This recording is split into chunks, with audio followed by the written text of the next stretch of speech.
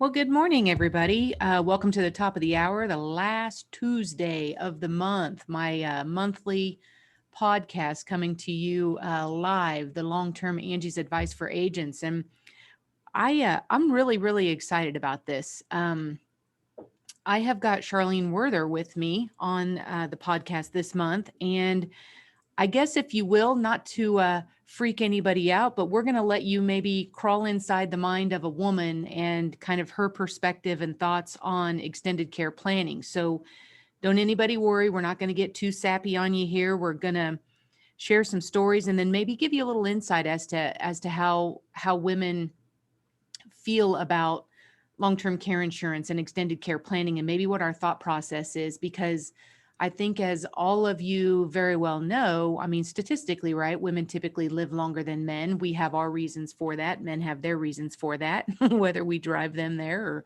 whatever the humor is that we use with that. But nonetheless, you've actually seen that reflected in the rates, right, in the premium for long-term care insurance. So you'll notice that women actually pay more for this type of coverage just because they do live longer. And so I think it's interesting that we're going to share quite a few different dynamics here. Some of them fun and some of them very real. I think a lot of you understand that to be effective at long-term care sales in having this conversation, first off, you got to be bold. You got to be not afraid, and you got to be willing to have the conversation. You got to bring it up.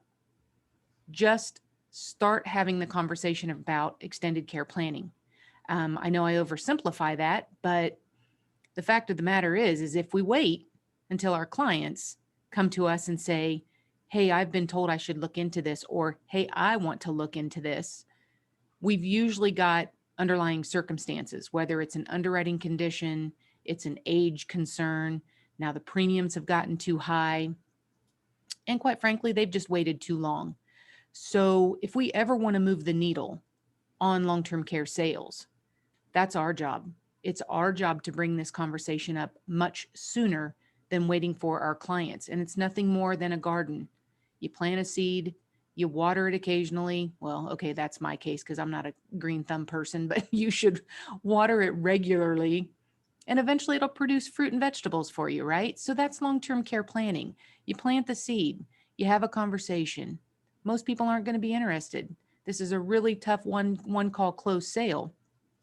So I want to tell you first, I want to stop for a minute. And Charlene, thank you so much for being on my podcast this month. I think we're going to have lots of fun. And I promise you, I start off a bit wordy, but I want you to interject if you have any comments. And I'm actually going to turn this over to you once I kind of digress into why I fell in love with this, if you will. Why did I develop this passion for it?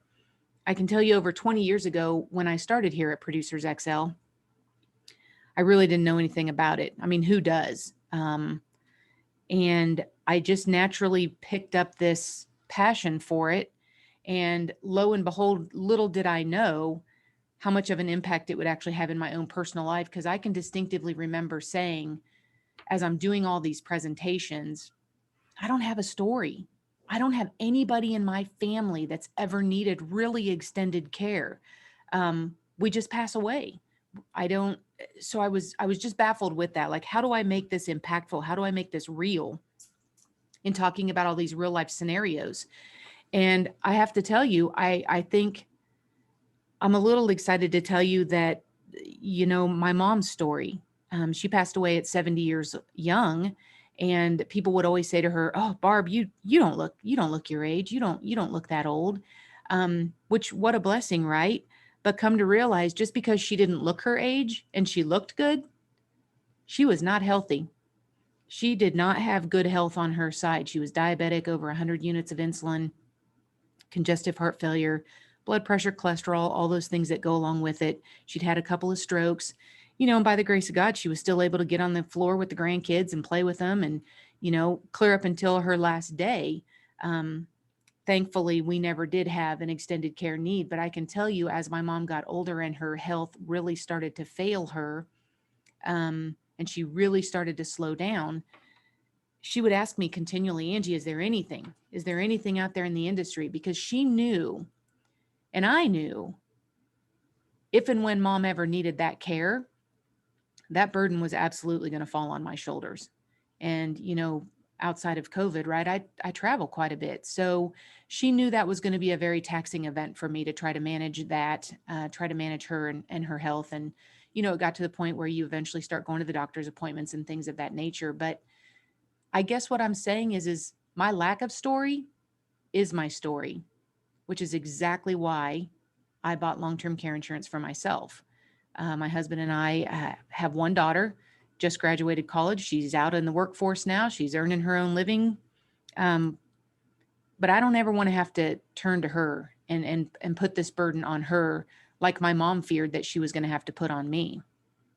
And so we took care of that, right? We did the will, the trust, the long-term care planning, all of those things, because Charlene, I think when you tell your story, I think as we move into this, you're going to see how women kind of look forward. They play it out a lot.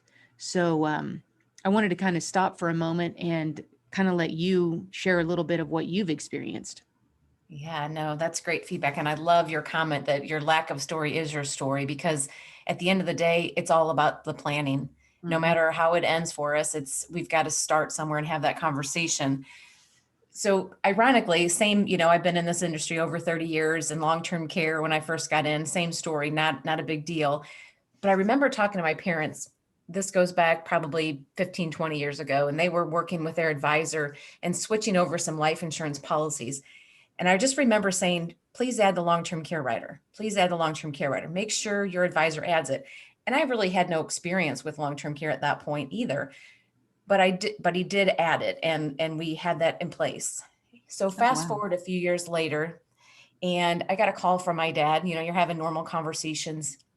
This is December of 2014. I don't know why I remember that, but I do. Isn't that funny? Yeah. You Yeah. just, that call, right? Where Yeah.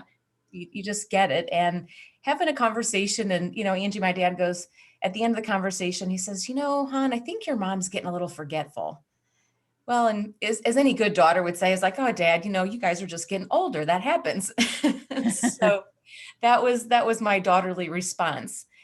And then shortly after that, about 3 or 4 months later, I had the opportunity to travel with my mom to go Mhm. visit her sister. So we took a little road trip.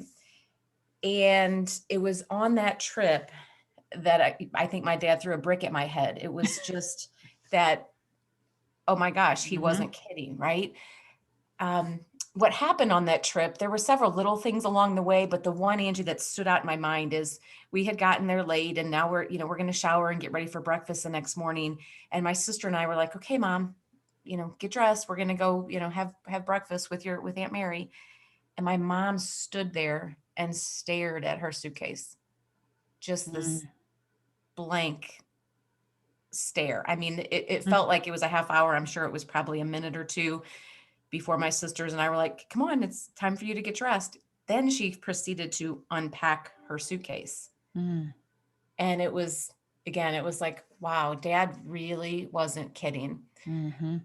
So shortly after that trip, we obviously took her to see the doctor. And unfortunately, at that point, then we got our diagnosis of dementia. Mm. And that was in 2015. My mom is still here with us. I will tell you, she has Wow. spent the last 3.5 years in a nursing home. Fortunately, they did have that long-term care rider on their insurance policy that continues to pay my dad.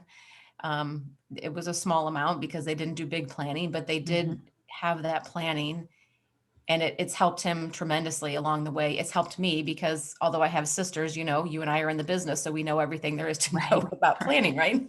Right. Right.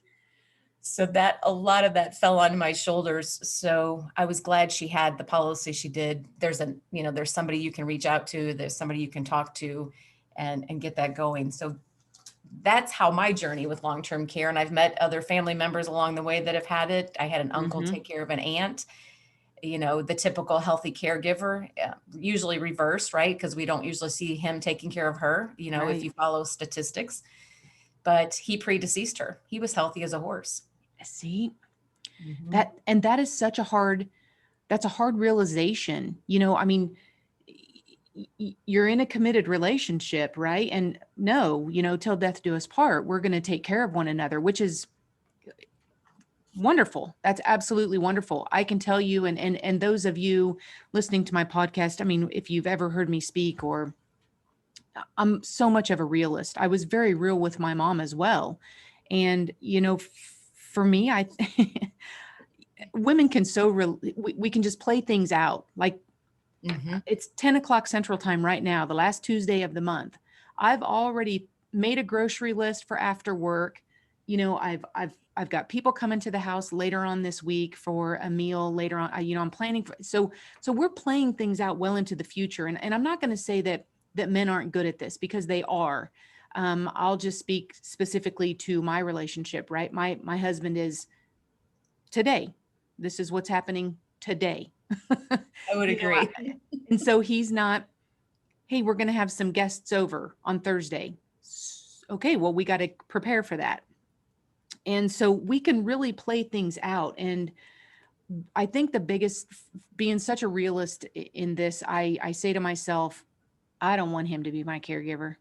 And I Mm-hmm. use a tremendous amount of humor when I'm talking to consumers, because I think when you have a couple in front of you and one of them is female, and I don't know if the men on the podcast know this or not, but women can actually talk with their eyes. Mm-hmm. There is a lot of unspoken connections that can go on between woman to woman. And I'm not saying men don't do well selling extended care. They do. Um, Women are really good at it, because when I'm sitting in front of a couple and one of them is female, and I can say to them slash her, look, I bought long-term care insurance because I don't want my husband to be my caregiver. And my best objection ever is my kids will take care of me. I mean, that's my favorite, because I look at them and I say, there's no way we just put our daughter through dental hygiene school to go make a living and support herself and, kind of earn her way through the community and all of that, for her to come out of the workforce. Right. Not that, if she wants to stay at home, that's fine, but she certainly doesn't want to stay at home to be her parents' caregiver. That's not the role reversal you strive for in life. And No, I so agree. I Mm-hmm. don't want my husband to be my caregiver. I mean, and I say this, I'm like, ladies, they will, as long as they can. But I would much rather change the dynamic in a relationship between a caregiver than change the dynamic in my relationship with my spouse when I get grumpy. Because I tell people I will be a grumpy old lady. I just have this feeling. And I don't want to take that frustration out on him, right? Because he doesn't know how to comb my hair. If he brushes my teeth, he's going to put holes in the back of my head, because he's going to want to do the best job available, right? It's just, I use humor, but I play that out. I I think people, if they would stop and just take a deep breath and realize, right, when you're 50, you're not 40. And when you're 60, you're not 50. And what I'm getting to is, if you pay attention to what your body does, right? We just kind of, even you can stay in the best shape ever. Um, which, play that out. You're in great tip top health. That just means you're going to need care much later in life, because you have taken such good care of yourself. But that doesn't mean you're going to negate ever needing care. And Exactly. and so when we're having these conversations with couples in their dynamics, you can actually see the woman sitting there and processing, yeah, you know what if what if my husband does have the health conditions right now? What if we know he's experiencing some health conditions now? Not that she's not, but he is also. She can visualize 10, 15, 20, 25 years down the road. Is she going to be able to be his caregiver? Mm-hmm. Because we think about caregiving, and we think about, oh, well, my husband's just going to help me out of a chair, or help me sit up from bed, or, maybe help me walk so I don't trip over the rugs. That's all fine and dandy. But the woman can take it a little bit farther than that. And I'm not going to get into details here, but there's things that your husband doesn't help you with today that he does not want to help you with 20 years from now either. And Agreed. so there's this unspoken thing that women can go through when they're thinking about extended care planning. So when a lot of times when we say it's important that if you're trying to have a conversation with a husband and wife, that they both be present. Yeah. Because if you've ever heard, and I know you have, Charlene, you've heard Harley Gordon Mm-hmm. speak, and he really does an amazing job talking about, why we should have these conversations. And quite frankly, the people you should talk to are the Right. men that have Mhm. absolutely no interest in having this conversation. So Right. talk Yeah, about. you bring up Harley, and I love his point where, for the women, and just like you just described, Angie, perfectly, we do look out in the future. It could happen to me. I mean, I have my long-term care policy, and the day I gave him the first check, it was like, I just felt this sigh of relief. I don't Mhm. have to worry now what my future looks like because nobody's going to have to be my caregiver. But for a man, and nothing against them, they do a great job providing and helping and taking care of us. But Absolutely. it's a risk reward. It's not going to Mhm. happen to me. It's just not. Yeah. And it's just they just view things differently, so having the couple together is so key, I think, in these conversations. Mhm. And with I mean, we really cannot use any more excuses about it's too expensive, or underwriting's gotten tighter, or I mean, people just aren't interested in it. What I find fascinating is I've had more sales in 2021 than I have in probably the last 2 years. Mhm. And I cringe when I say this out loud because it sounds horrible, but COVID has brought a lot of this to the forefront. The debacle with the nursing homes, the state of New York with their nursing home situations. And this is not leaning political at any stretch, but I tell you, Right. it has really, really brought this conversation to the top of mind for a lot of folks because they want to be in control. Exactly. And Well, it, and think about, I mentioned my mom's been in a nursing home 3.5 years, and we couldn't go see her. I mean, we could see her the window for a year. I couldn't touch my mom's hand. I couldn't give her a hug. And a lot of dementia patients and older patients are hard of hearing. So that even, made it oh, worse, right? We're yeah. writing on, whiteboards, "Hi, mom, I love you," things like that through a window pane. Horrible. Yeah. Now, unfortunately, I mean, unless I had a nurse 24/7 at the house with a very elaborate long-term care plan, I could not have had her at home because obviously I wouldn't have made the decision with my family to place her in a nursing home. But to your point, if we can and we have some protection and they're not 24/7 needing care, but just need some guidance, they can stay home and you can continue to see them. And I think one of the things that we miss when we're talking about extended care planning, and we think about, oh, well, I don't want to buy that insurance, it's not going to happen to me. Here's something that I think we miss. When that family goes into crisis, whether they've slowly engaged in the long-term care event, or someone's just boom been slammed into it because of a massive stroke or a massive brain aneurysm or whatever the case is, either Mhm. way, when that family's in crisis mode, we need to stop thinking that the insurance company is just going to find a way to not pay the claim. Right. It's Right. really and I tell, it's really a concierge service. When you know that you're walking into a claim, or you've just been thrust into a claim, you need some help. And as much as the hospitals, the doctors, the nurses all have their expertise, when you can make a phone call to the concierge desk of an insurance company and just talk, hey, this is what's going on with my wife. This Mm. is what they're saying so far. I don't know what I'm going to do from here. I don't know what the next 100 days looks like, but this is what I'm dealing with right now. They're going to guide you in terms, I mean, they're used to that. And so I say to them, here's another quote that Harley Gordon gave to us, which was almost life changing for me. And it's going to sound really bizarre, but he said in a seminar that he spoke at for us, he said, good parents teach their children to leave. Mhm. And that was very striking to me because, we all talk about, oh, helicopter mom, and I'm going to hover over my children and they need to live right close to me and they need to this and that and the other. You know Yeah. what? When mom and dad get into a crisis, one or the other, sometimes the kids aren't around. And so Mhm. having a concierge, all of these have, like I always call it the yellow brick road just because I'm from Kansas, right? But they all have the silver brick road, or they have all these different concierge levels where you guys can, the whole family can connect in together and ask questions. And there's care coordination that helps the family figure it out and put the game plan together so that it works for everybody. And I mean, what a huge component to an insurance policy that's free of service, Mhm. really doesn't have anything to do with getting the claim paid.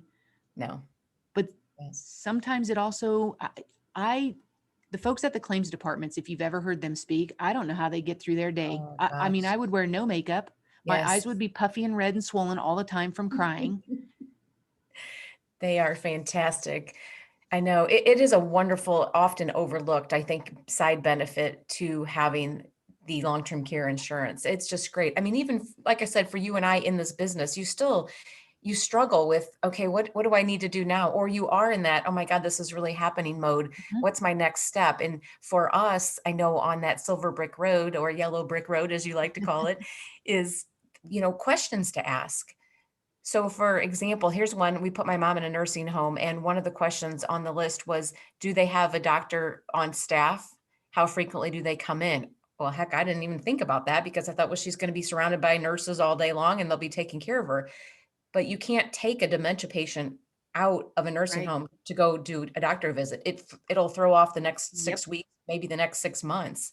Yep. So little question, but there's a lot of those types of questions. Dental, how often do the dentists come in? Just things that as you're trying to figure out where's the best place for mom and the closest place to dad's house, what questions do I ask? So those care services, I'm glad you brought that up, Angie. Those are great, great services.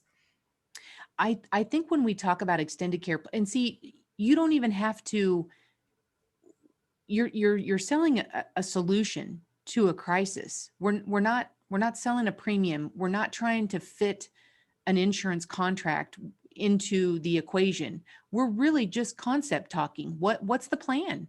What is Mm, the plan for extended care planning? And there's been a video, and I know you've seen it, Charlene, because I'm yeah. sure you guys have pushed it out. It's actually, what was it? I don't know, 9 minutes. I don't know how long it was, but it was titled The Wait.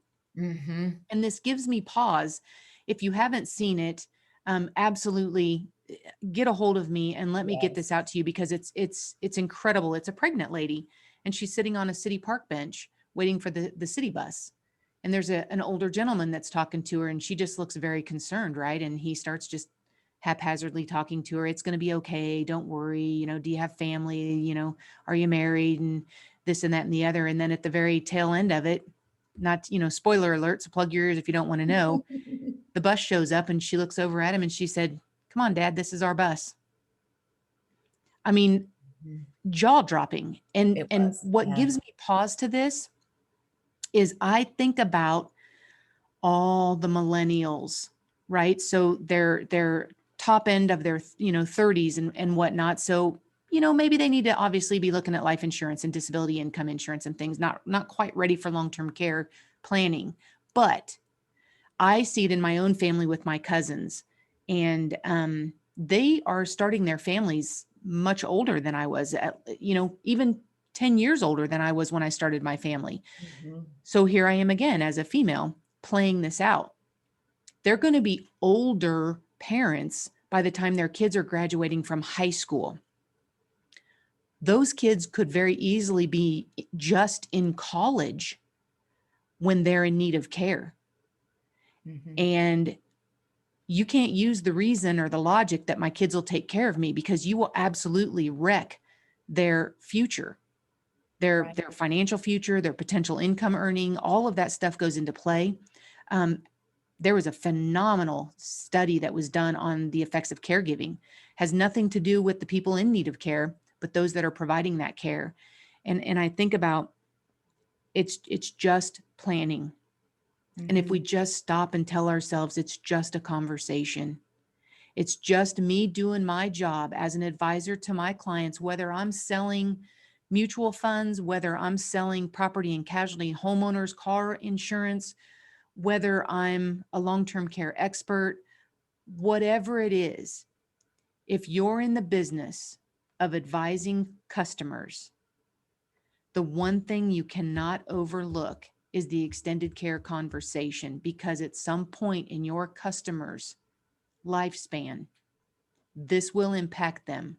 They're either going to be a caregiver, they're going to need care themselves, and they just need some help planning for that. There's still, I'm amazed at how many people really don't understand that this is a thing.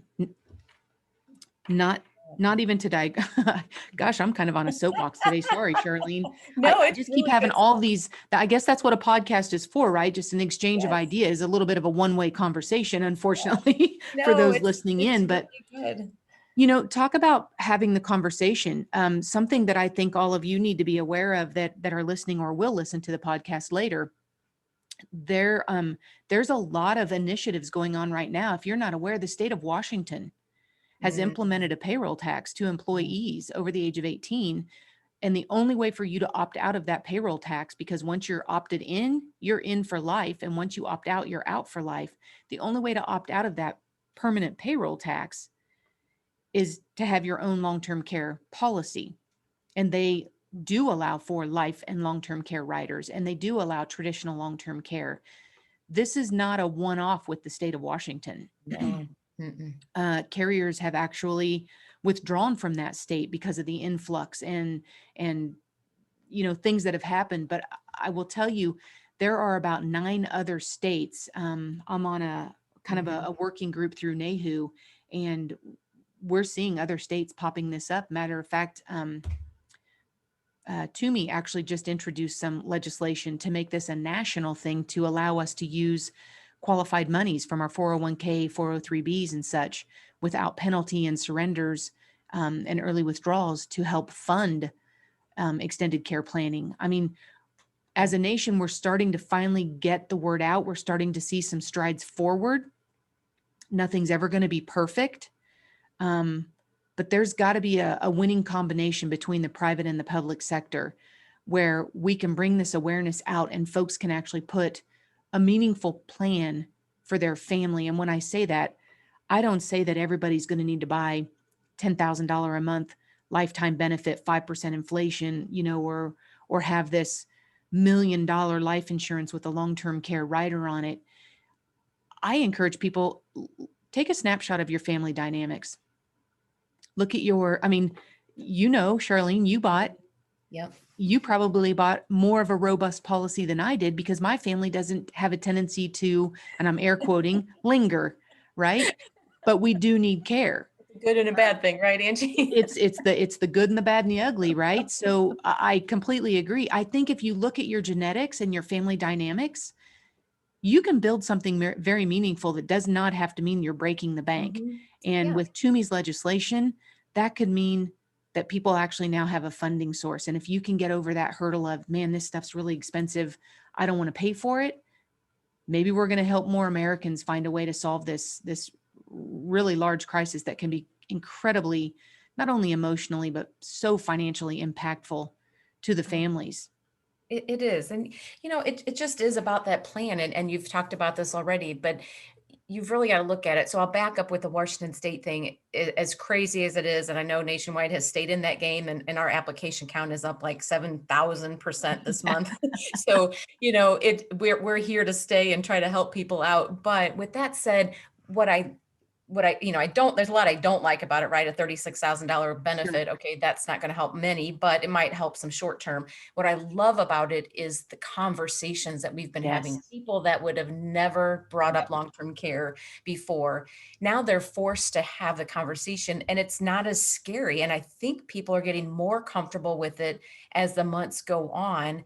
And I hope that they continue to do that, because as you mentioned, there are 9 other states looking at this.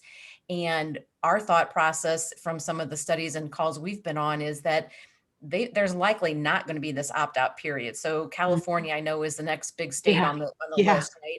They're going to say, okay, we've decided this is the plan, and let's say January 1, it's in force. So Yeah. if you had long-term care before January 1, good for you, but they're not going to give you 6 months to opt out.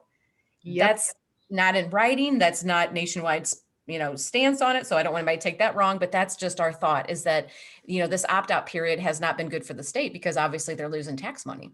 Right. Right. Big Yeah. circle of life when it comes to all of this stuff and how they're preparing it. So it'll be interesting. Charlene, I wanted to give you a pause to see if before we wrap up our podcast, if there's anything else you wanted to add. Yeah, well, it's interesting. Another caveat onto the whole planning thing. I love this story that I learned traveling with one of my coworkers a few years ago. And you talked about the plan, and you talked about, Angie, that it doesn't have to be robust. You don't have to pay, like if I did the math on mine, it's going to be, you know, $15,000 a month by the time I'm 85 or 80, whatever date you want Mm, to look at.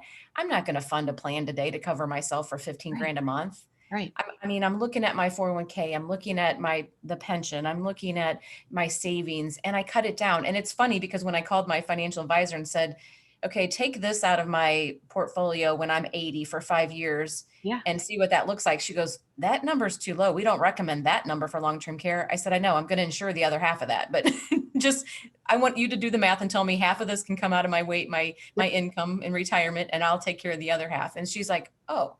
So that's what we did. But another story on the planning part, I heard this story with my coworker, and he said he had done a seminar in long-term care. It was a client seminar. Husband and wife were all in the room. And at the end of it, he was just walking the room answering questions. And this couple they were going at it.